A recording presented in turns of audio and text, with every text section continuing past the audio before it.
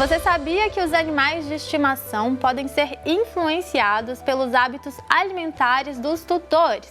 Pois é, à medida que os pets nos acompanham em nossas atividades diárias, eles têm acesso aos alimentos que consumimos. E a gente sabe que muitas pessoas ainda compartilham as refeições com o pet. É aquela história, né, gente, de que é só um pedacinho, de que não vai fazer mal, mas esse assunto é mais sério do que parece, principalmente quando falamos dos ultraprocessados.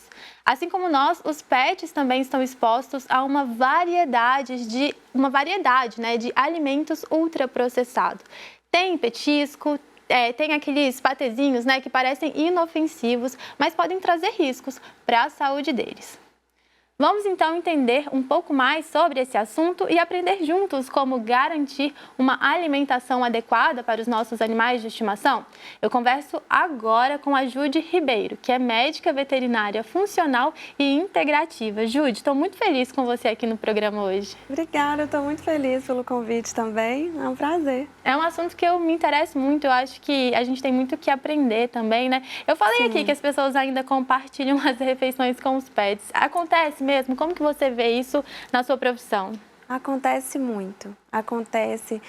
Tudo que está comendo, acha que tem que fazer um agrado, acha que é maldade, não dá, mas na verdade é o contrário, né?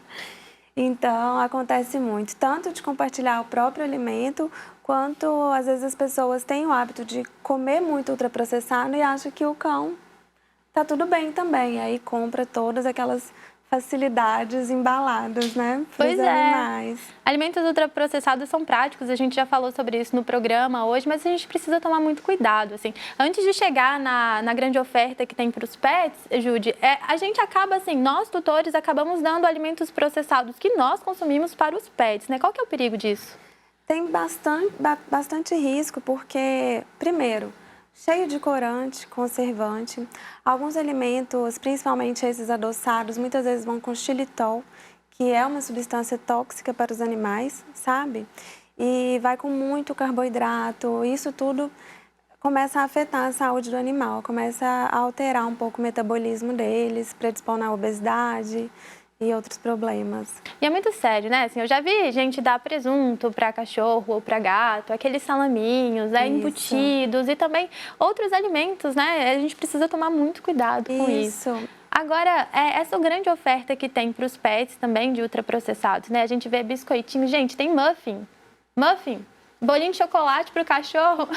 Exatamente. E é, assim, industrializado ali, né? Tem aqueles patezinhos, igual você já falou, a gente gosta de dar um agrado, né? Sim. O biscoitinho também, mas Sim. A gente não pode dar esses produtos para eles? Não, na verdade, assim, a gente tem muitas formas de agradar, ou talvez para um adestramento, dar uma recompensa, e não precisa ser com esses ultraprocessados. A gente está falando de um animal carnívoro, né? E aí a gente fica dando coisa com farinha, coisas com... Às vezes vai até açúcar nesses produtos, sabe? Então, a gente está indo completamente na contramão do que é realmente bioapropriado para a espécie. Pois é, então, mas os riscos, né, desses ultraprocessados próprios para os cães são os mesmos riscos dos nossos ultraprocessados também? São sim. Apesar de não ter uma substância tóxica ali, imediatamente tóxica, né? Tem várias substâncias ali que vão inflamando o organismo do cão, sabe? Vão inflamando as células. Então, é o mesmo problema, muito conservante, muito corante, muito aditivo para palatabilizar. Isso vai viciando até o paladar do cachorro, ele vai ficando mais seletivo. Então, a gente tem muitas outras opções mais saudáveis e possíveis para dar nesses momentos. E é difícil, né, Judy? Porque assim como é pra gente, esses alimentos são vendidos para os pets como algo assim atrativo, super saboroso, super conveniente ali para a situação, mas a gente precisa ficar alerta, assim como a gente fica na hora de comprar o nosso alimento, na hora de comprar o do pet também. Agora, se o tutor ainda assim ele quer dar um agradinho, só um biscoitinho, pode? Tem um consumo assim reduzido que ele é aceitável? Pode. E assim, o que eu costumo sugerir? Se for comprar um petisco comercial, a gente tem que olhar um petisco com menos ingredientes possíveis, sabe? E hoje em dia a gente tem muito no mercado, então a gente tem petiscos de um ingrediente só, que é o ideal, que às vezes é ali uma carne desidratada, uma víscera desidratada. Então, são petiscos que duram bastante, se é essa facilidade que o tutor está procurando, e que vai atender, né? Eles vão adorar. Então, petisco comercial, procure de um ingrediente só. A gente acabou de aprender aqui no programa como ler os rótulos dos alimentos. Então, talvez isso vale também na hora de comprar o alimento do Com pet, certeza, né? A gente tem que observar exatamente isso, a quantidade de ingredientes, os próprios ingredientes também, né? O que mais que a gente pode observar? Isso. É mais isso. E procurar também alimentos que não tenham uma grande quantidade de carboidratos e grãos transgênicos, sabe? Esses alimentos não são adequados para os animais. Então, muitas vezes a gente vai lá, milho transgênico, glúten. Então, assim, esses alimentos não são adequados para eles. Com o tempo, a gente tem prejuízo da saúde, sim. Uma alteração da flora intestinal, sabe? Que comanda tudo ali, comanda a imunidade, comanda várias coisas. E então a gente tem uma predisposição aí à doença crônica e à obesidade. Tem que ficar atento, né? Agora, ração, Judy, é alimento ultraprocessado? É alimento ultraprocessado. Ixi! Quais são os cuidados, então, que a gente tem que ter na hora de oferecer ração para o pet? Então, em caso de oferecer ração, é a mesma coisa, ração com menos ingredientes e procurar rações que não tenham transgênicos, sabe? E não tenham grãos. Essas são as melhores que tem no mercado. Mas ainda assim, a ração não é o alimento ideal. Apesar da praticidade, né, e tudo mais, existem modalidades aí bem mais saudáveis e adequadas. A gente vai falar sobre elas, hein? Mas antes disso, uma pergunta, porque eu vi outro dia uma ração light. Como é que é isso? Tem ração light também? Tem ração light. Ela é reduzida em caloria, né? Uhum.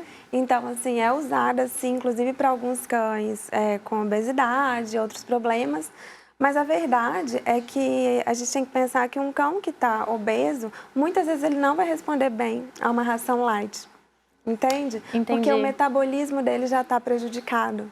A gente, na verdade, precisa recuperar esse metabolismo antes de simplesmente reduzir a quantidade de caloria. Então, muitas vezes, a gente não tem muito sucesso com esse tipo de ração. Agora, falando dessas modalidades, nessas alternativas que a gente tem às rações, o que a gente tem hoje para os pets? Tá. A gente tem 3 modalidades de alimentação natural. Todas são excelentes, né? E alguns cães vão se adaptar melhor com uma ou outra, dependendo até do histórico do cão. Então, a gente tem alimentação natural cozida, tá? E ela pode ser feita em casa ou pode ser feita por alguma empresa, tem várias que fazem. Suplementada sempre, então precisa de uma orientação do veterinário, suplementar cálcio, entre outros nutrientes essenciais. A gente tem a modalidade crua, sem ossos, que é praticamente igual à cozida, mas nesse caso as carnes vão crua. Também não é de qualquer jeito, tem um congelamento prévio para cada tipo de carne, para reduzir risco de contaminação. E tem a crua com ossos, que a gente chama de a mais biologicamente apropriada para o cão. Então, também tem esses cuidados de congelamento e tudo mais. Algumas precisam de suplementação, a depender da variedade que o tutor vai conseguir fazer. E são essas, assim, basicamente são essas. E a depender também de cada paciente. Cães saudáveis se dão muito bem com a crua com ossos. E para algumas doenças, às vezes a gente entra com essa, às vezes entra com a cozida, uma formulação diferente. E assim, é maravilhoso. É maravilhoso para a saúde deles. Então, cada caso vai ser um caso ali do pet, né? Qual que é a orientação para o tutor que se interessou aí por essa alimentação natural? O que ele deve fazer, né? Porque eu imagino que tem que passar por uma avaliação. Como que funciona? Sim, o ideal é passar por uma avaliação mesmo, principalmente se não for um pet saudável. A gente até encontra, né, alguns sites confiáveis com algumas orientações, mas o ideal mesmo seria buscar um auxílio, né? Para a gente entrar para o ideal para aquele paciente e já montar um plano alimentar e prontinho. Depois é só adaptar mesmo na rotina. É muito mais simples do que parece. Assusta um pouquinho porque não tem a praticidade da ração, mas é muito gratificante ver a saúde melhorando, a disposição melhorando. tudo muda. Ah, e vale a pena, né? A gente Vale tem um bichinho muito que a gente a pena. gosta, a gente tem que cuidar dele Vale também. muito a pena. Agora, eu tenho uma dúvida aqui, porque esse alimento, essa refeição, ela é feita de forma diferente da que a gente faz Sim, pra gente, né? O que diferente. muda? Muda que a gente... É importante fazer separadamente, né? A gente não coloca grandes quantidades de tempero, nem precisa colocar, é uma pitadinha de sal só. Então, por exemplo, o nosso alimento a gente costuma colocar cebola. A cebola é muito tóxica para os cães, né? Então, é ideal que seja feito realmente, especialmente para eles, com as proporções certas, comprar uma balancinha para pesar. Entendi. Então, de fato, tem que ter essa orientação, né? Para saber exatamente. Tem que se orientar. E imagino que depois que você sabe também... E aí, melhor coisa. É super rápido, tranquilo e acaba que coloca na rotina e fica fácil. É tudo uma questão de se programar mesmo. A gente precisa mudar hábitos, né, Júlia? Porque Justamente. a gente cai, né? Eu falei no início do programa, mas não é brincadeira não. As pessoas falam, só um pedacinho, não vai fazer mal, tadinho, ele tá olhando, mas pode sim fazer mal, então... Pode. E a longo prazo, realmente, às vezes até a curto prazo, a gente vê muitos malefícios mesmo, sabe? Então, acaba que o cachorro vai acompanhando aquela rotina alimentar do tutor, que às vezes belisca o dia inteiro. E aí deixa o cachorro beliscar o dia inteiro. Isso é muito ruim para o metabolismo dele, sabe? O metabolismo do cão não foi feito para beliscar o dia inteiro, sabe? É importante destacar. Agora, você acabou de citar pra gente que a cebola ela pode ser tóxica, né? Tem mais algum alimento que você deixa aqui de alerta que os tutores não podem dar para os bichinhos? Tem sim. Tem a uva, incluindo a uva passa, carambola, macadâmia, chocolate, cacau, né, de uma forma geral, chocolate, derivados, produtos que contenham cafeína, então café, chá verde, chá preto, açaí e caroços de frutas de uma forma geral. E a cebola, que a gente já comentou. Xilitol também comentamos já. É uma lista extensa até, né? É extensa. A gente tem que ficar de olho no que a gente está dando para os pets, viu? Agora, Júlia, para finalizar aqui a nossa conversa, eu queria que você desse uma dica pra gente, porque eu sei que você sabe uma receita caseira de petisco. Sim. Como que é essa receita? Conta pra gente. Então, eu gosto muito dela, porque ela é muito rica em nutrientes, sabe? E muito simples de fazer. Então, eu gosto muito... É uma gelatina de pé de galinha, sabe? Então, a gente faz o cozimento desse pé de galinha, 500 gramas mais ou menos, na panela de pressão, cobre com água, cozinha aí por 1 hora até ficar bem molinho. Depois, bate tudo no liquidificador. E aí, coa. Coloca numa travessa, coa e vira uma gelatina. Coloca na geladeira depois, parte em cubinhos. É um excelente petisco. Perfeito, facinho, rapidinho. Assim, além de outros, né? Um ovinho de codorna, pode usar como petisco no dia a dia. Tem várias possibilidades. Aí um pedacinho de fruta que não seja tóxica, um pedacinho de frango sem tempero. A informação tá aí, né? A gente precisa se informar que a gente consegue, sim, levar uma vida saudável. E os pets, eles estão seguindo os nossos passos, tá, gente? Mesmo. Então, a gente cuida da gente, cuida dos pets também. Júlia, muito obrigada pela sua participação aqui no programa. Eu que agradeço, foi um prazer. Adorei saber um pouquinho mais sobre a alimentação dos pets e eu tenho certeza que o pessoal de casa também gostou muito dessas dicas e vão aplicar, né, gente, em casa.